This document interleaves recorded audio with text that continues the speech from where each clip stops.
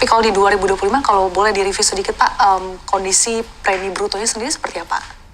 2025 kami tumbuh. Kami tumbuhnya itu di asuransi keuangan. Karena memang asuransi AC ini lahirnya dulu memang fokus di asuransi keuangan, terutama di asuransi perdagangan. Nah, di asuransi keuangan itu ada asuransi kredit, ada asuransi perdagangan, ada penjaminan. Kebetulan kami 2025 kemarin tumbuh di asuransi kredit. Tapi sekali lagi bahwa karena toh kami itu ada di asuransi perdagangan, 2026, kami akan mencoba untuk meningkatkan asuransi perdagangan. Nah, ternyata kebetulan masalahnya muncul lagi nih, sisi ekspor di perang ini kan di Teluk gitu loh.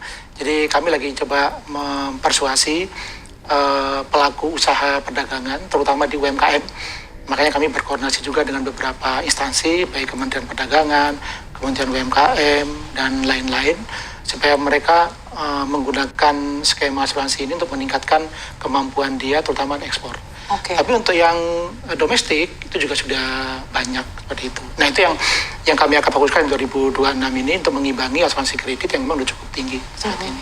Yang lain-lain asuransi umum itu mengikuti, karena ekosistem perdagangan ini juga ada merit cargo-nya, juga ada propertinya. Jadi semua jadi satu supaya one stop shopping ACI memberikan layanan itu nggak cuma sekedar asuransi ekspor, tapi mulai dari penyiapan modal kerja di perbankan untuk asuransi kreditnya, kemudian sampai dengan perdagangannya, sampai delivery kepada si buyer di luar negeri dalam bentuk asuransi perdagangan. Artinya kurang lebih sumber motor utamanya sama seperti 2025 ya Pak. Tapi ada mungkin dari segi lini bisnis yang juga mungkin bisa jadi penopang utama Pak di 2026 ini Pak. Fokus kami di asuransi keuangan. Asuransi keuangan itu kami akan coba meningkatkan di asuransi perdagangan, baik ekspor maupun domestik. Tapi sekali lagi bahwa ekosistem perdagangan ini nggak cuma sekedar asuransi keuangan, tapi juga asuransi propertinya. Baik itu kargo yang diangkut, maupun gudangnya, maupun pabrik, dan lain-lain. Kalau properti tadi, trennya seperti apa Anda melihatnya? Properti di 2025 kemarin tuh kami juga akan mengurangi properti yang korporasi.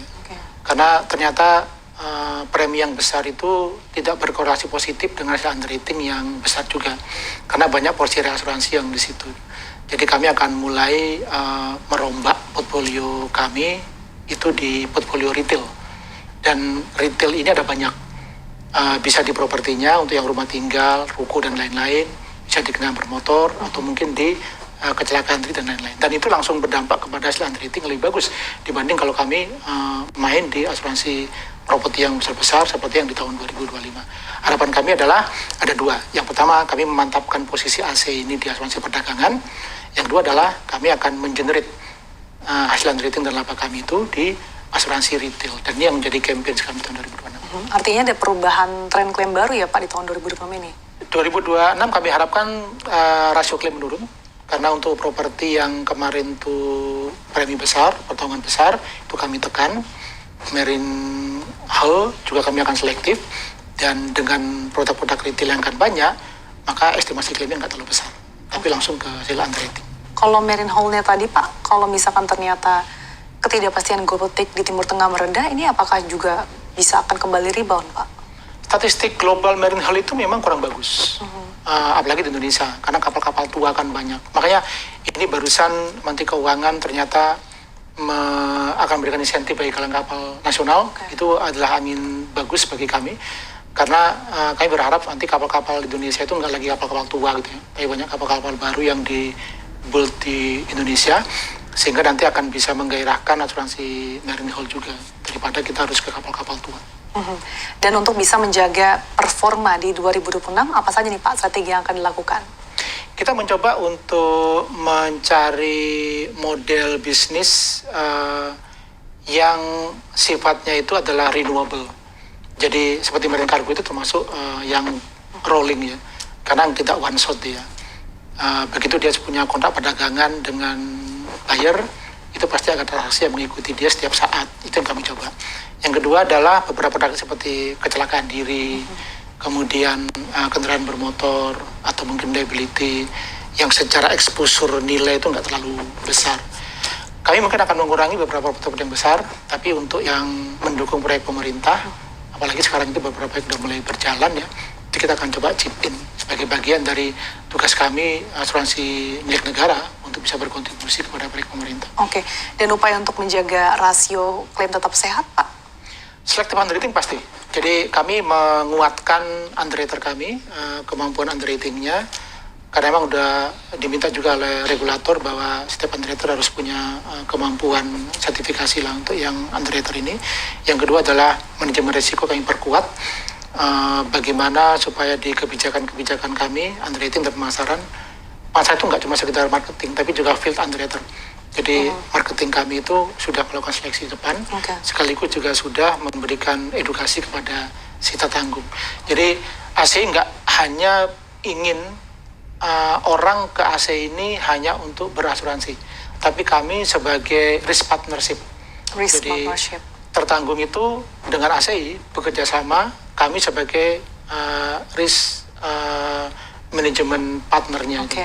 Karena dengan seperti itu kita akan bisa lebih jangka panjang dibandingkan cuman one shot hanya beli polis dan bayar debt. Lebih berkelanjutan ya Pak ya? Betul, seperti itu. Dan tentunya ketidakpastian geopolitik di Timur Tengah ini kan menimbulkan kekhawatiran krisis energi. Di sejumlah negara bahkan sudah membatasi terkait dengan pemanfaatan BBM. Nah, meskipun memang Indonesia sendiri belum batasi BBM Pak, tapi kalau misalkan ternyata ini berkepanjangan, kemudian harga minyak semakin melonjak, dan kemudian BBM dibatasi, ini dampak sistemik bagi perusahaan asuransi seperti apa sih Pak? Nanti impactnya kepada peningkatan nilai pertanggungan udah pasti ya. Karena BBM energi ini kan otomatis berdampak kepada transportasi, termasuk juga pembelian impor dari luar negeri. Yang saya katakan tadi itu, farmasi udah pasti akan kena, karena biaya importnya akan mahal. Elektronik udah pasti akan kena. Dan dampaknya di kendaraan bermotor juga begitu, maka nilainya pun akan bisa naik. Kalaupun tidak langsung nilai pertanggungan naik, klaimnya akan naik. Karena klaimnya itu spare part pasti import, kemudian biaya medis juga akan naik. Makanya kenapa dari awal pilihan dari perusahaan asuransi itu adalah menyesuaikan tarif premi atau melakukan beberapa pembatasan. Di sisi lain, si tertanggung pun juga harus sadar bahwa tidak semua risiko bisa diasuransikan. Maka individu pun lah harus mulai memitigasi diri sendiri. Dan sejauh ini kondisi permodalan AC sendiri seperti apa? Kami lagi menunggu perhitungan laporan keuangan menggunakan PSHK 117 yang nanti memang impact-nya itu kepada pencatatan aset liability yang berbeda dibandingkan dengan PSHK yang lama. Dan yang pasti impact paling besar adalah di permodalan.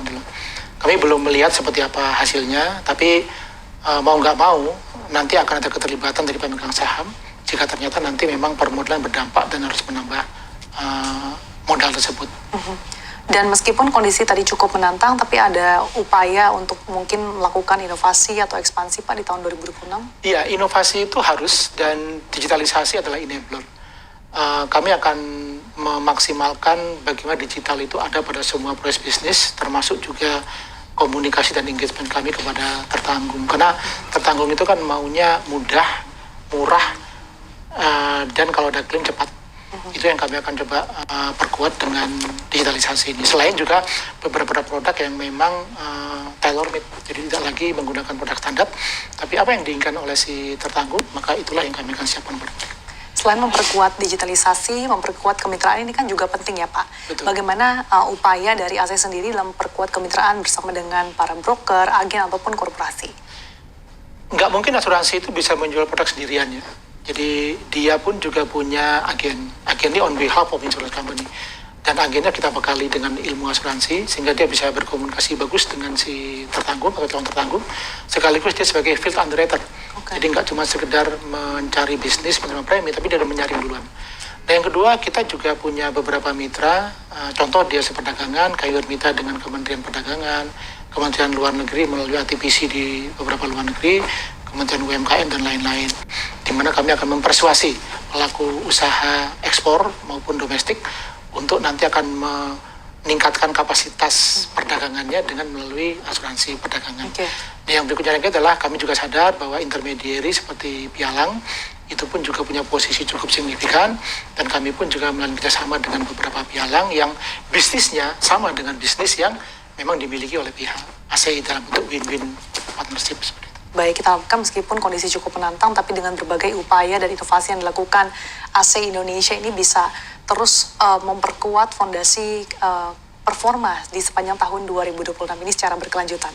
Terima kasih sudah berbagi perspektifnya bersama kami di siang hari ini, Bapak Dodi Dalimunte, selaku Direktur Utama PT Asuransi AC Indonesia. Saya selalu untuk Anda, Pak Dodi. Terima kasih, Mbak Esa.